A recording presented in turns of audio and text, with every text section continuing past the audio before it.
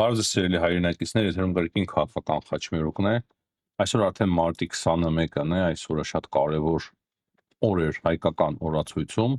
հին հայերի համար, քանի որ այսօր մեր նախնիները տոնում էին ամանորը, նոր տարին։ Սա շատ տրամաբանական է, քանի որ բնությունը հենց հիմա է զարթնում, բնության զարթոնքի օր է, եւ ավելի քիչ տրամաբանական է հունվարի 1-ը, ուղղակի օրացույցով այդպես է հիմա ստացվել։ Եվ եթե իրոք մենք բոլորս մեր շուրջ նայենք, հիմա այն ճիշտ ժամանակն է, երբ որ բնությունը զարթնում է խոր քնից։ Այն կարելի է համեմատել մահվան եւ վերակենդանացման հետ,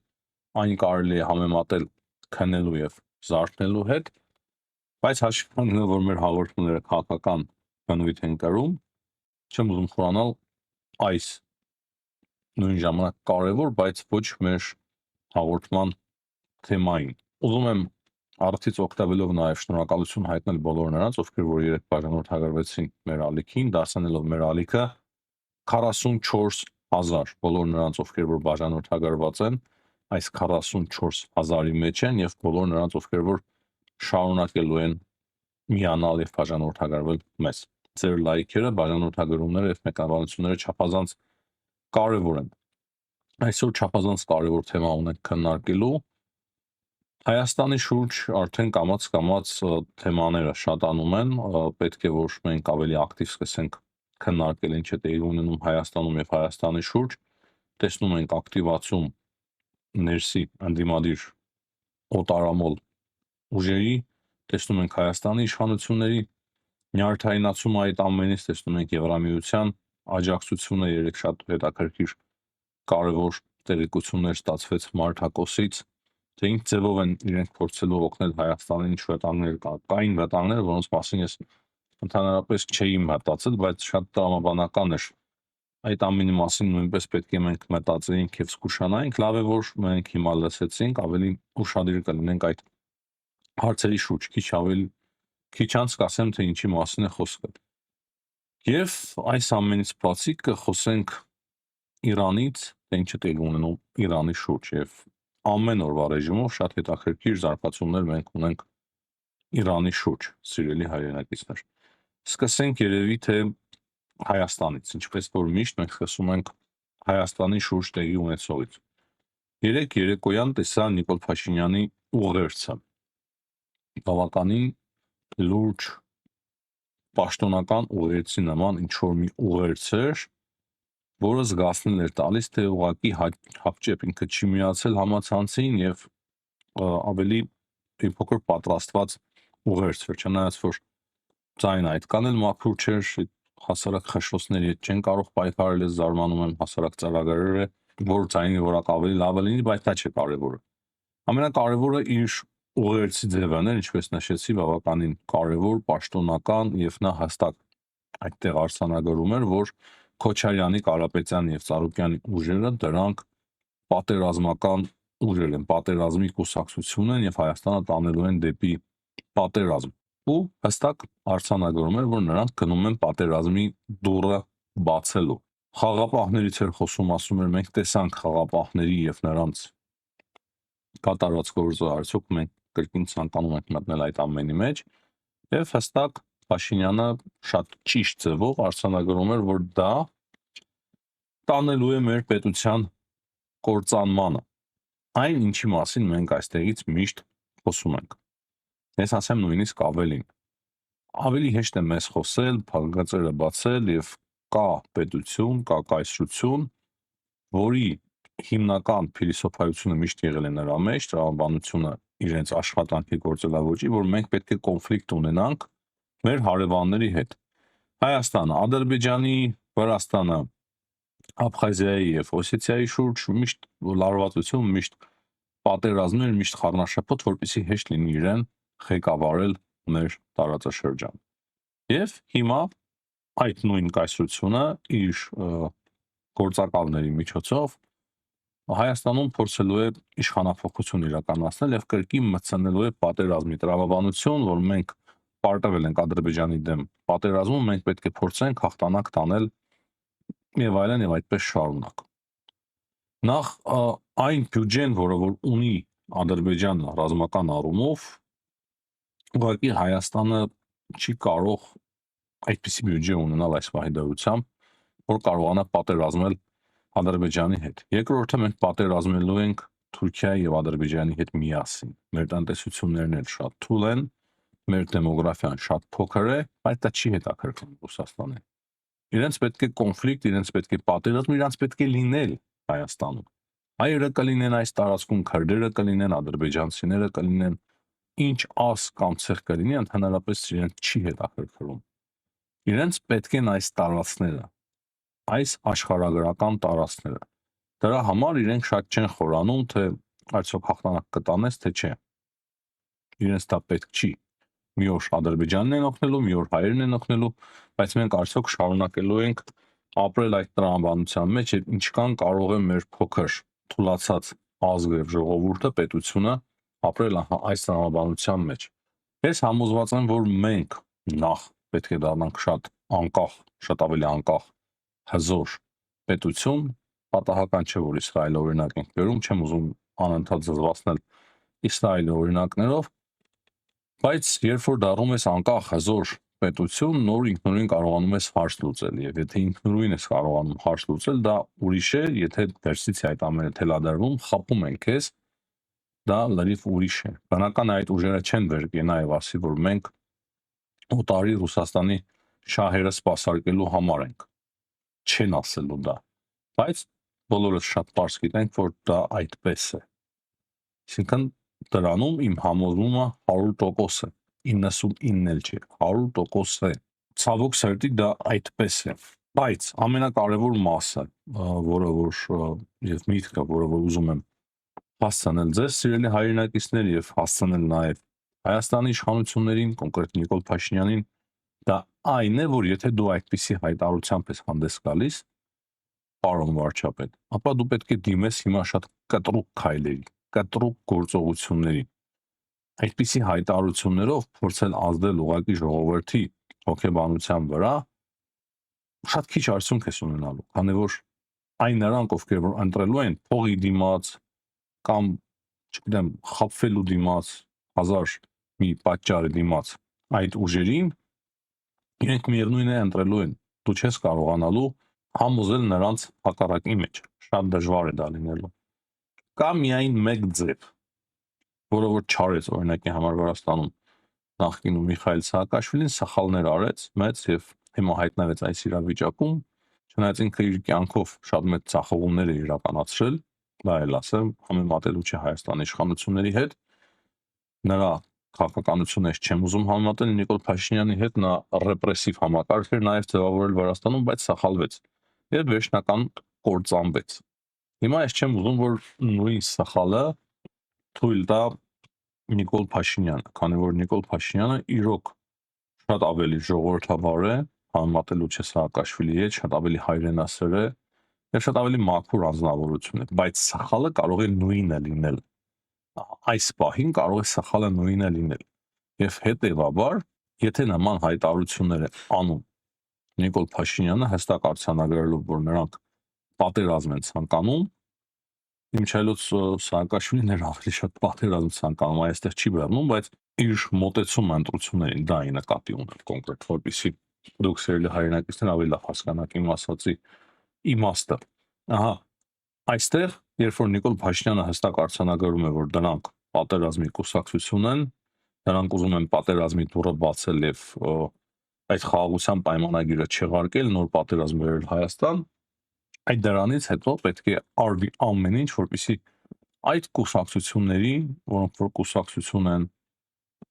կամ իրենց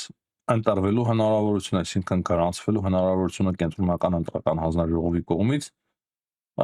չեղարկվի, չգրանցվի։ Դուք ավելի լավ գիտեք, թե ինչպես է այդ ամենը անում, սահմանադրություն կա, օրենսգիր կա, եւ ես գրեթե համոզված եմ 100%-ով, որ իրենց հայտարարություններից ելնելով, իրենց գործելավոճից ելնելով, իրենց կապերից ելնելով, որոնց մասին որ տեղյակ է Հայաստանի անվտանգությունը, ազգային անվտանգության ծառայությունը, այդ ամենից ելնելով շատ հնարավոր է այդ կուսակցություններից գոնե թե որոշի գործունեությունը արգելել կամ արգելել նրանց մասնակցել ընտրություններին։ Ահա սա պետք է հետևի այդ հայտարարությանը, թե չէ այդպիսի պաշտոնական գեղեցիկ տեսքով հայտարարությունները ոչ մի մեծ հաշվով շատ մեծ էֆեկտ ես համոզված եմ, որ չեն ունենալու։ Պետք է այդ ամենին հետևի կոնկրետ գործողություն։ Եվ ես այստեղից պահանջում եմ, հստակ պահանջում եմ, քանի որ տեսնում եմ վտանգ, ես էլ եմ տեսնում այդ վտանգը եւ պահանջում եմ Հայաստանի իշխանություններից, իրավապահ համակարգից, որպեսզի նրանք ուսումնասիրեն այդ բոլոր հայտարարությունները ընդդիմադիր կոչված ուժերի կողմից եւ հստակ եզրահանգումների գան Հայաստանի օրենքի կետի համաձայն եւ որոշների գործունեությունը արգելեն։ Դա կլինի ամենաճիշտ եւ կարևոր որոշումը, որը որ մեզ բազմաթիվ հարցերով կապահովագրի։ Հիմա կարծում եմ կարևոր է անդրադառնալ Մարտակոսի հարցազրույցին, եթե չեմ սխալվում, Civilnet-ին էր այդ հարցազրույցը, փորձենք գտնել, այստեղ կարևորը էությունն է։ Նա ասում է, որ իրենք ականատես են եղել, թե ինչպես օրինակի համար Մոլդովայում կարող էին լույսի անջատումներ տեղի ունենալ։ Այս դրա մասին մոռացել էի։ Կարող է համակարգիչները չաշխատեն կամ ուրիշ ցեղի արձանագրեն ընտրությունների արդյունքները տարբեր ընտրական տեղամասերում սարքերի հետ խնդիրներ առաջանան եւ այդ ամենը վերջին հաշվով կարող է շատ լուրջ ազդեցություն ունենալ ընտրությունների արդյունքների վրա։ Եվ սա ավելի ամբողջական է դարձնում հիբրիդային պատերազմ հասկացողություն։ Հիբրիդային պատերազմ ասելով մենք չենք հասկանում միայն այն, որ ինֆորմացիոն պատերազմ է մեղում ընդդեմ Հայաստանի։ Դա եւս շատ կոպիտ կոշտ հիբրիդային պատերազմի միջամտության էլեմենտ է, երբ որ ընտրական տեղամասերում անջատումներ են գրանցում լույսի, երբ որ սարքերը սկսում են այլ ձևով ամեն ինչ արձանագրել, չաշխատել, հրաժարվել, համակարգիչները դուրս են գալիս շարքից կամ այլ գաղտնի ձևով ներբեռնված ծրագրերի միջոցով այլ գործողություններ են սկսում իրականացնել, այսինքն սա խառնում են, որպեսզի վերջնական արդյունքների վրա ազդեն։ Եվ ըստ Մարտակոսի իրենք փորձելու են ազդել հենց այդ ամենի վրա, որպեսզի ստաբիլ լինի ընտրությունների օրը, լույսի անջատումներ չլինեն, պաշտպանված լինեն համակարգիչները, ընտրական սարքերը, որպեսզի չկարողանան իրականացնել այդ հիբրիդային պատերազմի մեթոդները։ Տեսնենք, ես շատ հույսով եմ, եթե այս մասին խոսվում է, բացեբաց, ես կարծում եմ, որ շատ ավելին կա, որի մասին որ չի խոսվում, բայց այդ ամենի մասին գիտեն եւ այդ ամենի դեմ շատ լուրջ միջոցներ կձեռնարկեն։ Բավականին բարդ ընտրություններ են սպասվում մեզ, արդեն իսկ պարզ է եւ այս ընտրությունները շատ են տարբերվելու նախորդ ընտրություններից, շատ լուրջ իրոք լրջանալու պահը մեծ է, չնայած որ Հայաստանի Հանրապետության իշխանությունների, այսօրվա իշխանությունների վարկանիշը բնական է, որ շատ ավելի մեծ է, նույն այրայի ցուցանիշներով, բայց այդպիսի հիբրիդային հարձակումների միջոցով, կաշառքների միջոցով եւ այլ սուտի տեղեկությունների տարածման միջոցով, հատկապես ընտրություններից առաջ եւ ընտրությունների օրը կարող է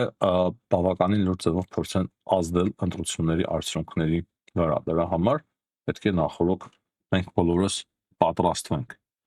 Իրանի շուրջ հետաքրքիր եւ կարևոր զարգացումներ կան նույնպես եւ դրանք իմ պատկերացմամբ նույնպես կազդեն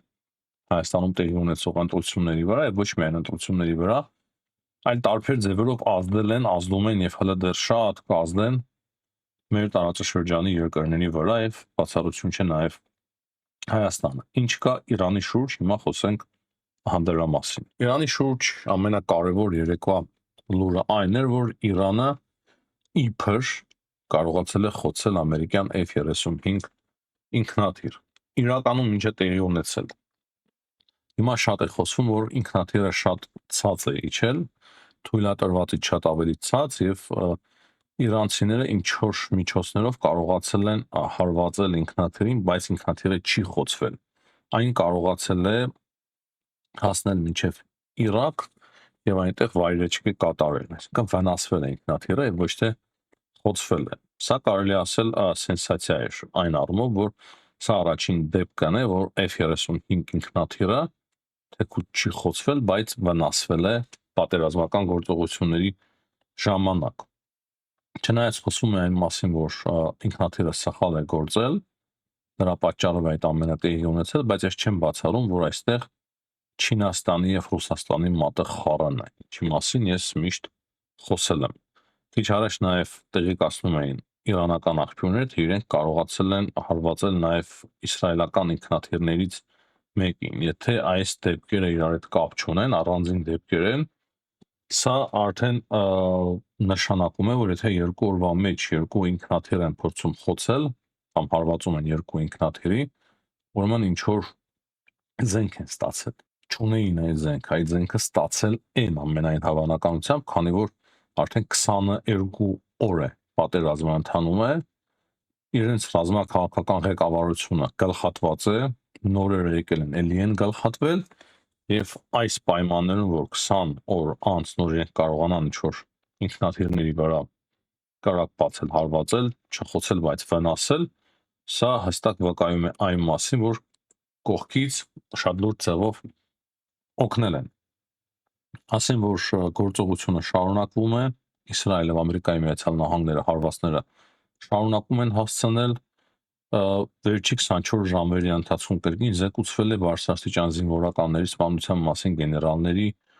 այսինքն գործողությունը բավականին լուրջ ձևով ընթանում է, Իրանը շարունակում է հարվածներ հասցնել հարևան երկրներին, նաեւ Իսրայելին, բայց կարևոր փոփոխություն կա, Սաուդյան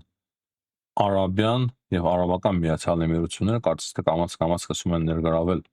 այս պատերազմի մեջ, դերևս իրենց բազաները տրամադրելով Ամերիկայի Միացյալ Նահանգների իրենց այրոդրոմները, այսինքն փոփոխություններ պատերազմը արձանագրում է բավականին լուրջ փոփոխություններ։ Դրանց բացի կա տեղեկություն, որ Իրանը սկսել է փող վերցնել Հորմուզի նեղուցի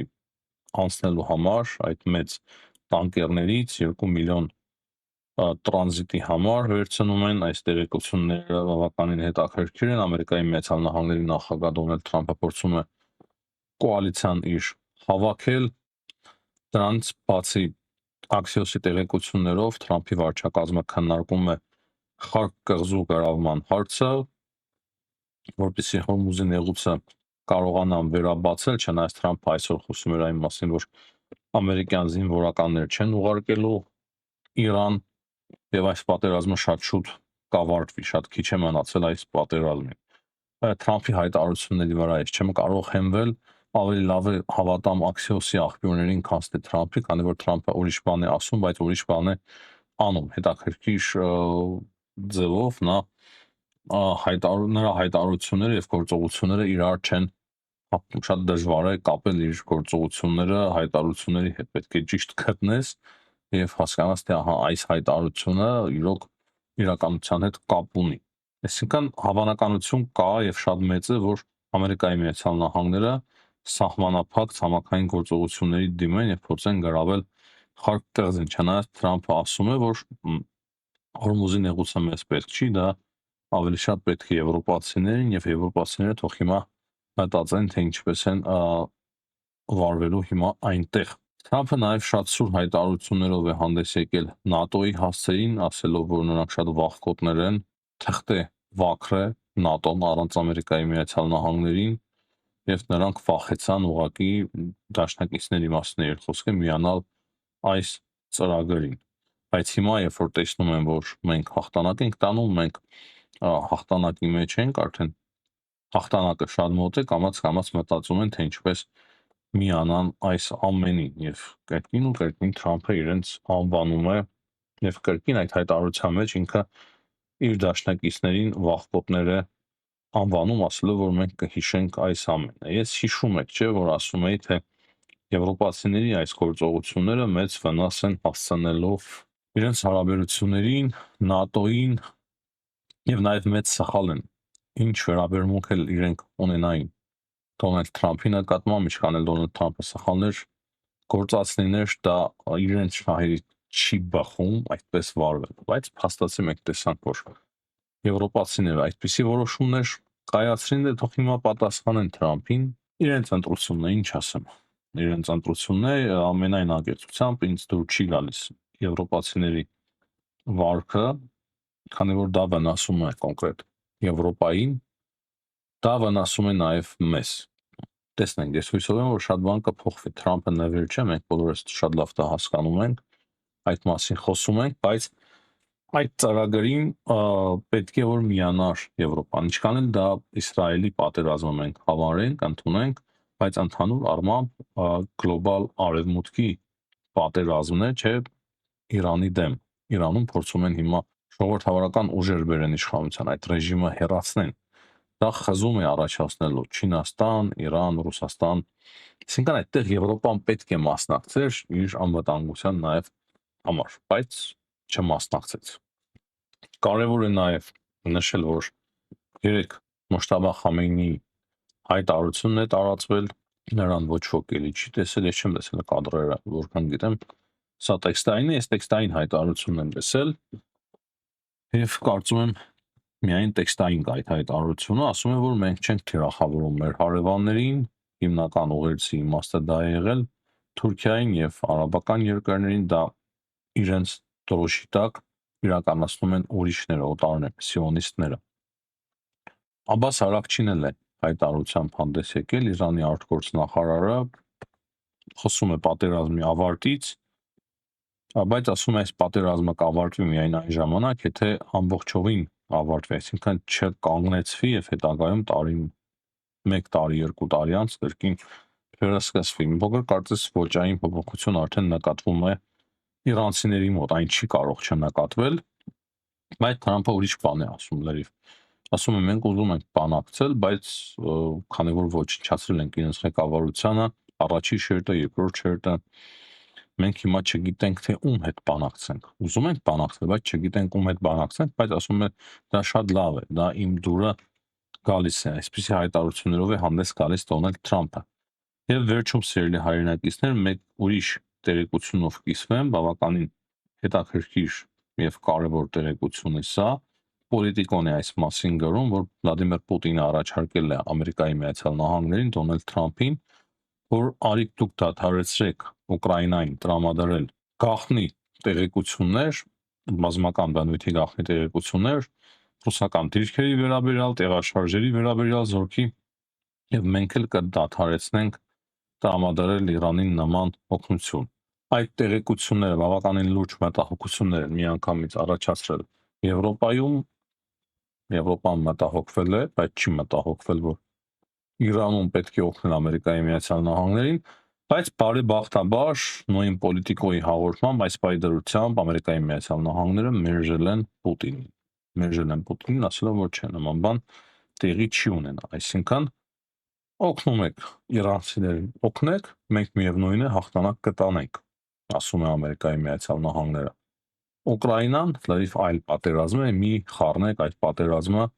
Իրանի պատերազմի հետ։ Լավ դիրքորոշում է, առաջնորդին վայել, առաջնորդ երկրին վայել դիրքորոշում է, հույսով եմ, որ այդ որոշումը, այդ դիրքորոշումը չի փոխվի Ամերիկայի Միացյալ Նահանգների, բայց այդ ամենի համար շատ կարևոր է նաև եվրոպացիների ճիշտ պահվածքը։ Հուսամ, որ հիմա շատ արագ Եվրոպան կսկսի իրեն ավելի ճիշտ պահել եւ մի ձև կհարթի իր հարաբերությունները Դոնալդ Թրամփի հետ եւ կսկսի օգնել Ամերիկայի Միացյալ Նահանգներին բացելու Հորմուզի նեղուցը։ Տեսնենք։ Այս պայդարությամբ այս կանը հաջողություն եմ մաղթում բոլորին, ցտեսություն կհանդիպենք։